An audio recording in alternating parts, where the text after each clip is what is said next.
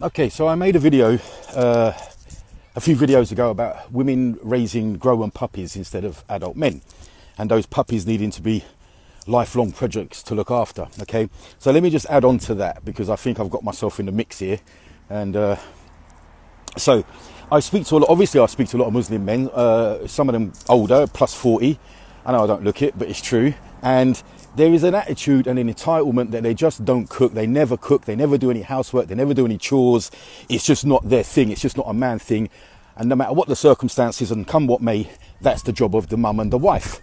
Now, I find this bizarre and I find this really strange because being able to look after yourself is just such a masculine trait.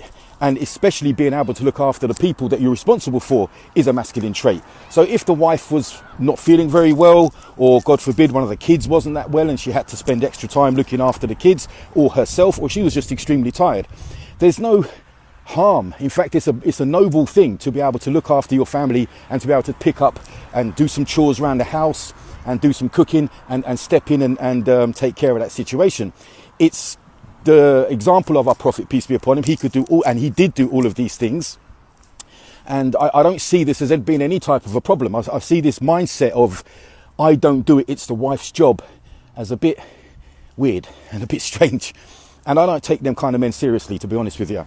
Now, most women are reasonable and sensible. If the man's been at work all day, doing a day's work, and she's been at home looking after the house and the kids, which is also a job, it's not unreasonable for that man to expect to have some food prepared for him when he comes home. I don't think most women would argue with that. It's the expectation and the laziness that becomes the problem.